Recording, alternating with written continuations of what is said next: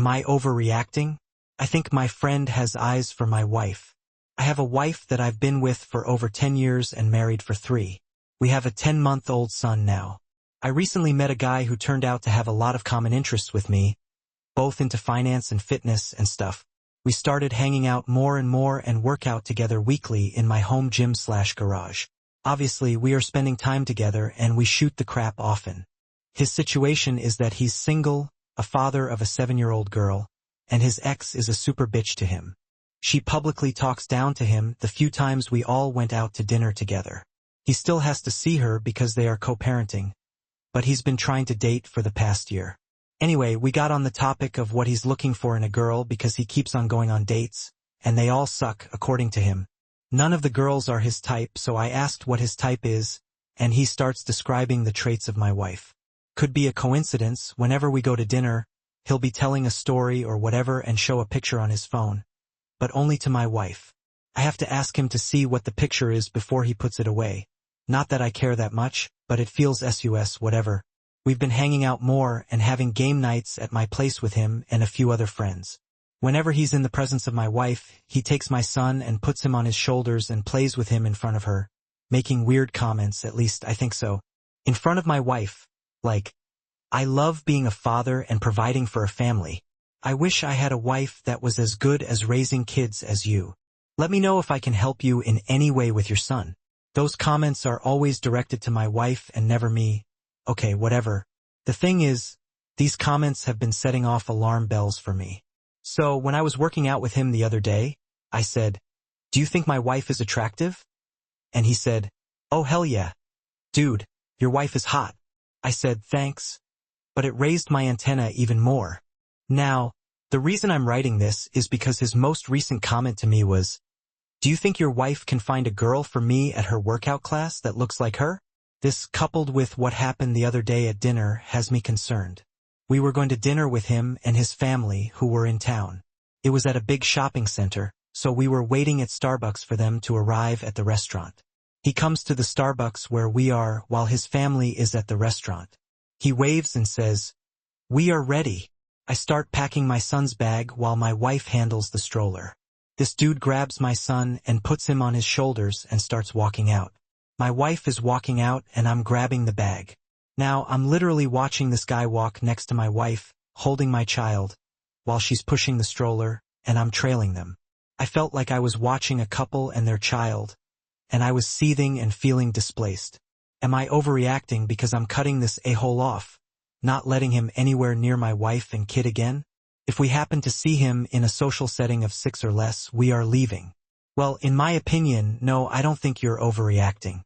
Honestly, to me, the thing that did it, that would also raise like all the red flags, is that comment that he made. I wish I had a wife that was just as good at raising kids as you. Typically, the comment, I wish I had a boyfriend like you or a girlfriend like you, doesn't really mean that. It actually means, I wish I had you. That, coupled with the comment that he definitely thinks your wife is hot, yeah, to me that's a big red flag. And also always grabbing your kid and putting him on his shoulders and acting old daddy-like and playing with him, I don't like that crap either. Now, I don't know if this guy is doing all of this consciously or subconsciously. I don't really care. My family, I take care of it. So no, I don't think you're overreacting. This guy might seem like a friend, but he's not really acting like one.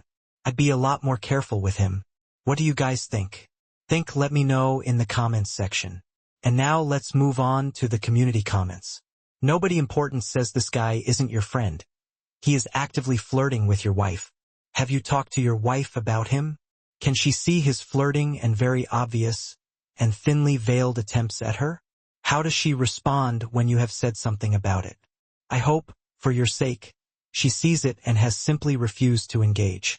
Talk to her and ask if he has tried to reach out directly at all, suggested exchanging information or connected on social media. His efforts are incredibly disrespectful to you and your marriage, and he needs to be excluded from everything and anything your wife may be a part of at a minimum or cut out completely. Op responds, she says she doesn't see it, and is just a father who wishes he had a mother in his life. He keeps saying he wants more kids in front of both of us and always playing with our son, saying he wishes he had a son to raise. He thinks he just really likes being a father and wants more kids' seaworthiness fun. 3703 says this man is peacocking in front of your wife to show he's the better catch. That's obvious whether he realizes it or not. He has a crush on her. Protect your marriage, drop that friend, and tell him why. I guarantee he's messaging or texting your wife separately, whether she sees the truth or not. I hope she respects this boundary and respects he's out of your lives. Dopey responds, "That's the word I was looking for. Yes, that's what it feels like. I don't think she sees him doing that, or maybe she's willfully ignoring it." Heavy Quail says, "Not overreacting, but if he's a workout buddy, just tell him you aren't cool with some of the comments. Tell him to S up. My wife had an awkward friend at first, who had eyes for her. A simple conversation got his head on straight about boundaries, and he was a good guy, just awkward. Your friend can think she's odd, your friend can be friendly, but you can tell him to quit trying to insert himself in your marriage. He's your friend first." Op responds, "I have.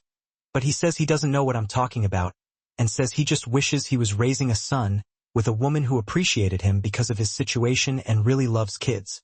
I do get defensive and usually ask for my son back when he grabs him out of my wife's hands when we are all together.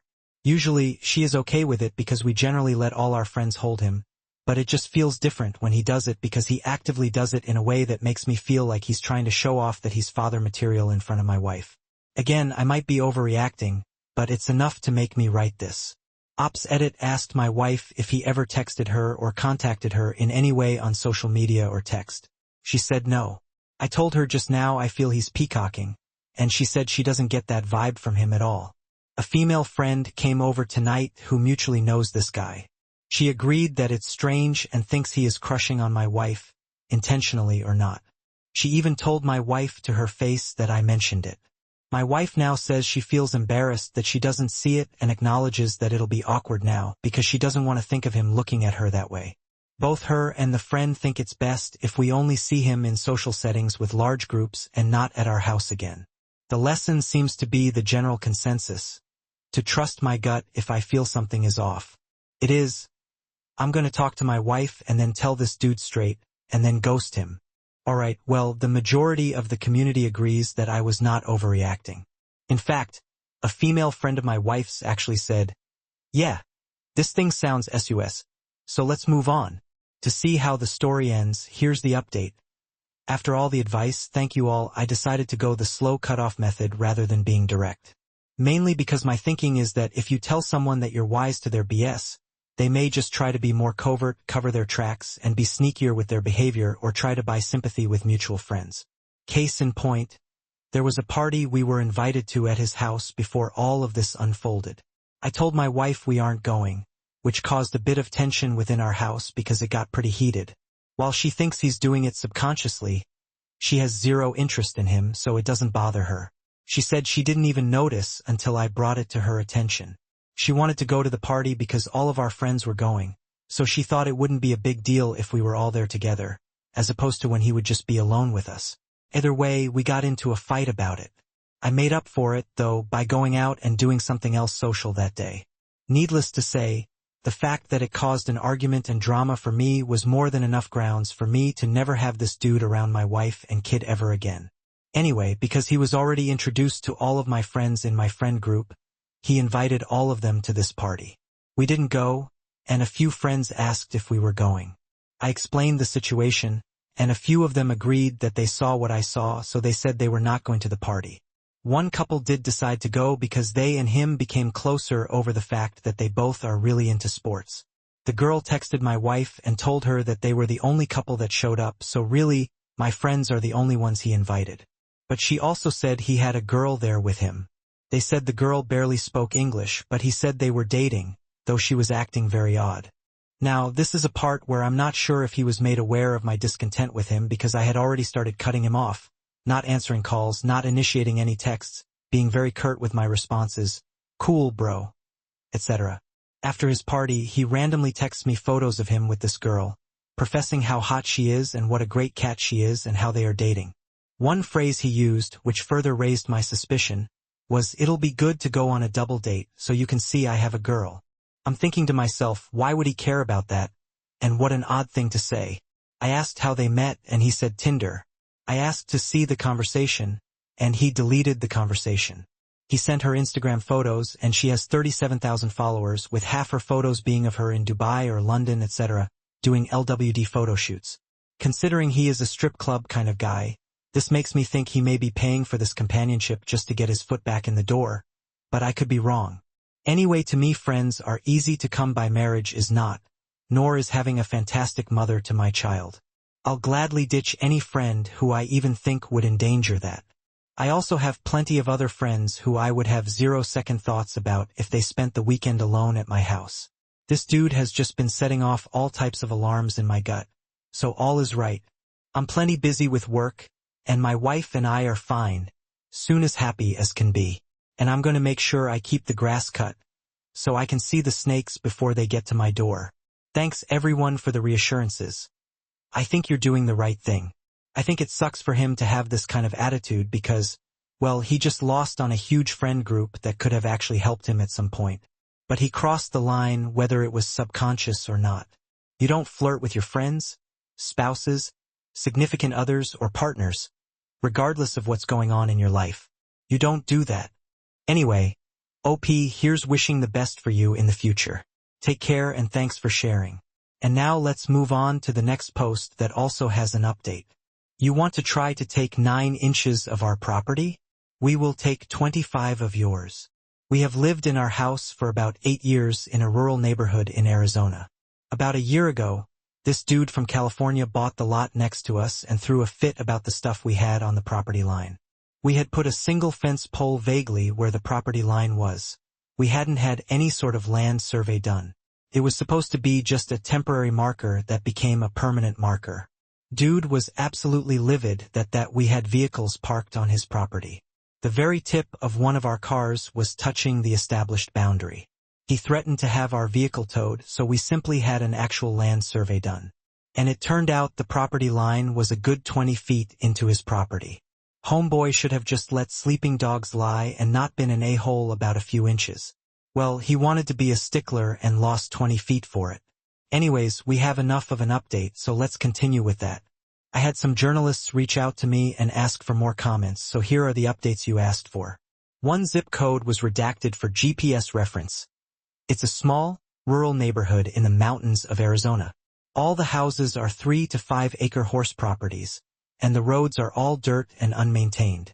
It used to be a very understandable place to live, but in the last few years it has been developed, and property values have been going up, quadrupling since we moved here in 2016.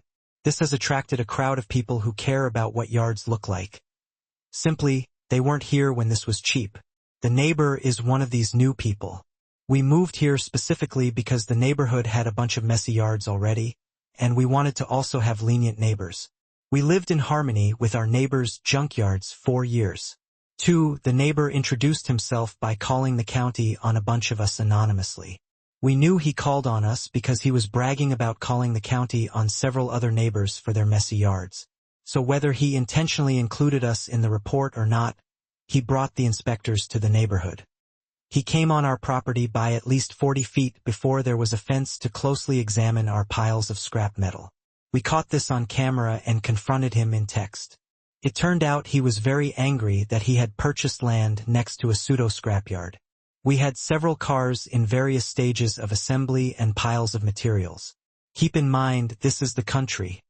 This is normal out here. We're on 5-acre lots. Another detail that I missed in my original post. He isn't even living on this lot. He bought a lot with a very small cabin 3 houses down, along with the one next to us, with the intention of turning it into an income property. After we confronted him in text, he confronted us in person, in our front yard, leaning against our no trespassing sign and screaming obscenities at us. And 3, we haven't seen him since we saw him on our security camera observing the survey markers. Dismayed, it's entirely possible that we entirely chased him out of the neighborhood. The people on the other side of his lot, who have an equally trashed yard from their small-scale pig farming operation, which he should have known existed before buying the land, had such a bad experience with him that she had a restraining order on him. They are also having a potentially equally funny dispute about a shed that she built fully on his lot over 15 years ago, which means they're going to have to go to court over who now owns it.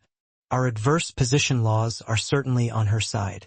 Currently, we are building an ugly fence on the newly surveyed property line. So it's like this dude's just picking fights with anybody. Maybe he's going to lose more land now. Well, sucks to be him.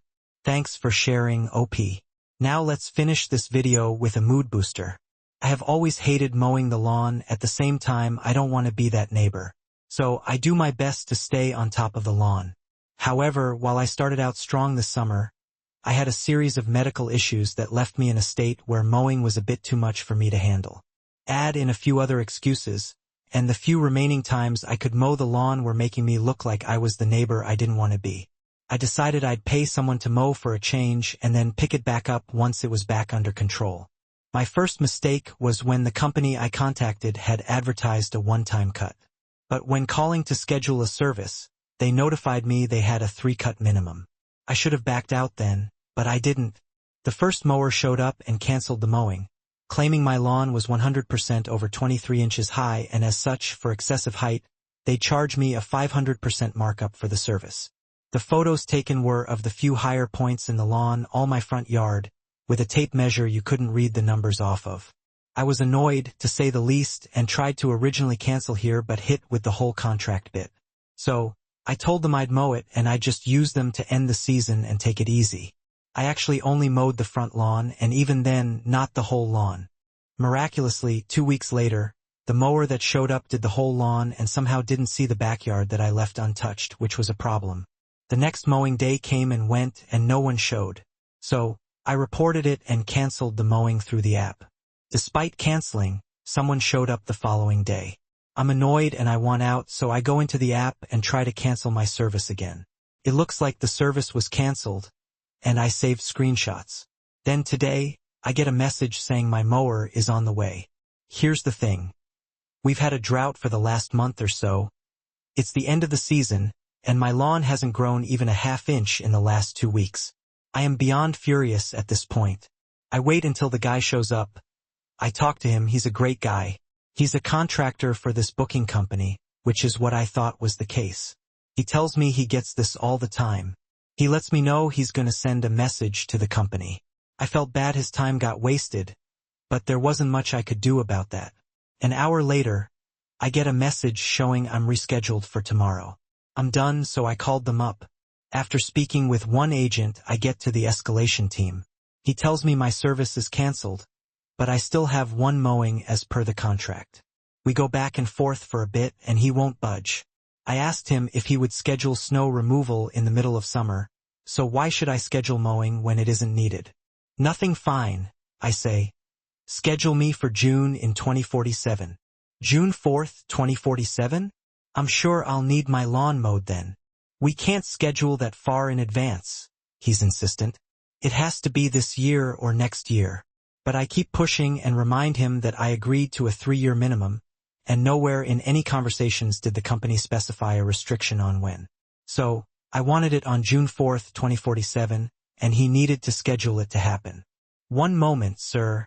While I talk to support, I wait for another few minutes, and then he comes back. Your service is fully canceled. No one is coming out. Nicely done, op. I mean, if you're forced to have one, a way to think out of the box is to have it whenever you want, and that'll be in 22 years' time. Thanks for sharing, op. And that's it for today's story.